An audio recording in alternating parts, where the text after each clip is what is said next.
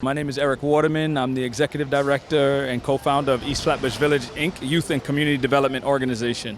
We've worked with the 7-0 for years now, and Detective Walker and Detective Nuzzy, and of course now newly Inspector Wall. And we've consistently worked together to make sure we work to develop our community before making it safe, but also working to make sure that as they liaison to do the work of the people here from the policing component, that we make sure we bridge the gap and make sure that the community is engaged with its precinct in regards to being safe. So we've done that. We did that this summer, in particular around Juve and safety around that, but also with the upticks in shootings. We were out doing a lot of shooting responses and doing a lot of bringing a lot of resources into the community in the areas of hot spots that were impacted by gun violence. Interesting. What I didn't get, I'd like you to be more precise for the viewers as well. East Flatbush Village, you work with the 7-0, you work with the police department, but what is your organization per se? What do you guys do? I mean, what are you? That's what I'd like to know. Right, so as we are a youth and community development organization, we primarily focus on, in order to develop the community, you have to develop the youth. And so what we did was we targeted this summer on developing youth and creating opportunities, job opportunities for them, did job training for them. We did a lot of de-escalation tactics that we worked with the youth. These are youth that are specifically coming out of hotspot areas. And then we worked within the 7-0 and hotspots in the 7-0 and got youth from those particular blocks and areas that were impacted by the traumatic aspects of gun violence. You can see the trauma that existed in our communities, and COVID just exacerbated a lot of it, which I think had somewhat of an impact on the gun violence in our community. Really, let me interrupt you. So you mean COVID has an impact in the gun violence? Really, how so? I believe that the trauma, we look at gun violence as if somebody just picks up a gun and shoots it, and this doesn't always work like that. You can identify gun violence through other traumas. So for example, if there's a need, mental health is a challenge that could lead to gun violence. Health disparities could lead to gun violence. You name it. You have a lot of other disparities and inadequate resources that are provided in certain communities could lead to gun violence. And so how we stem that and how we have an impact against gun violence is to bring resources in. If they learn how to de-escalate, if they have resources to choose another option, then they would. If that's the only option, to either feel that they have to defend themselves or to feel that they've been either disrespected and they don't understand certain de-escalation tactics, they don't understand how to do conflict resolution in certain situations, then the likelihood is then it's going to lead to some type of impact of gun violence. And so our job is to come in and we have bring as many resources as possible and have that impact in those hot spots, in those areas that have been greatly impacted by gun violence. And we stand in one. This is one of the hottest spots in Brooklyn. Streets come to the east and out west of us, but for the most part, we've been on the ground since prior to COVID doing this work, and COVID just meant we needed to be out there even more on a regular basis. Well, it makes sense what you just said.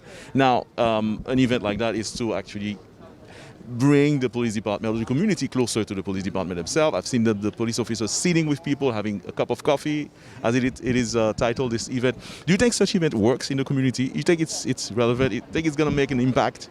Yes, I think it'll make an impact. I think it's something that has to happen more regularly. I think policing and community policing have to happen more, I guess, it has to be more of a natural thing, right? It can't be a forced thing. So it has to happen more regularly for it to be a natural thing. And so while I agree with this event and I appreciate it, I think we need to have more regularly, whether it's every Saturday or every Tuesday or every Wednesday, whatever it might be, in different areas in the community.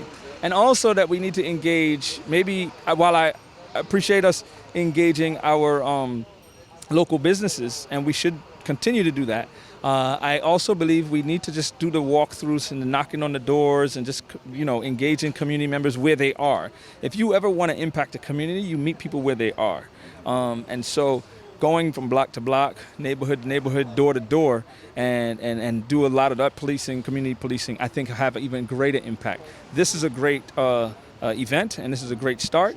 And we need to keep happening over, and it has to be consistent, regardless. Rain, hail, sleet, snow. We need to be out here because the trauma and the impacts that people are going through on the streets that end up leading to a 911 call are going to happen regardless of the weather, regardless of what's taking place. It's going to happen. So in order to Close to the community. correct. So you want to have that, and you establish those relationships so that way people feel that there's another option than to result into either a violent act or a criminal act, Or the arrest, on the other or hand. the arrest, or vice versa. And so I Now, think let me ask you a question from a different perspective now. This gentleman is looking at this event here. He's not here. A young lady is here also watching, and they're black. Now, their mentality is, I will sit with a cup and have a coffee until there's justice. Justice for those, just like, what happened, what happened. Not being part of the Black Lives Matter, but just the reality of things. Why would I sit with a cup while they're beating us, they're arresting us, they're killing us? How do you respond to such mentality? I say you should sit down with them because now they know who you are. I think when we don't do that, I think it becomes the community members it becomes an abstract thing. It becomes they're over there, it's us versus them. And we need to, I guess, bridge that gap.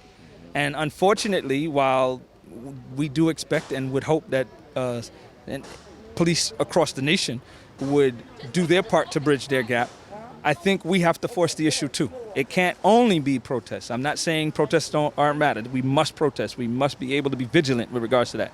But we also have to be engaging on our end and demand.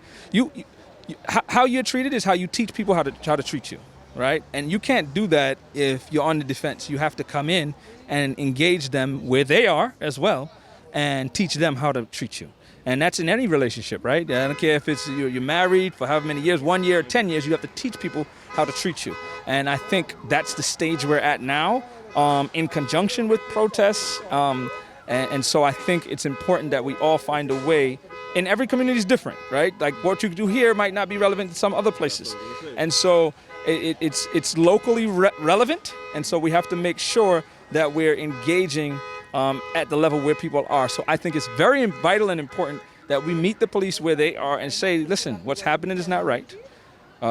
This is how we're being treated. Even if I'm not being treated that way, my people are being treated that way, and it could easily be me 1 week versus the next. And so here's how we look to be treated. Here's what we're looking for. Here's what we expect there to be. As you said, we can be on the street protesting, screaming Black Lives Matter, but we can also be on the table having coffee with a cup.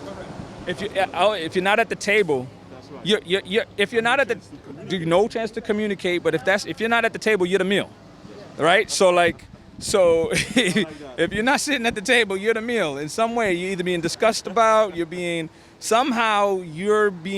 kind of manipulated in that sense. I would rather be at the table having a discussion and having our stance and our position being heard. And if it's not being heard, then that's even something more to go protest about. But you're not. That's right. Then if you're not at the table, you won't know if you're being heard or not. Makes sense.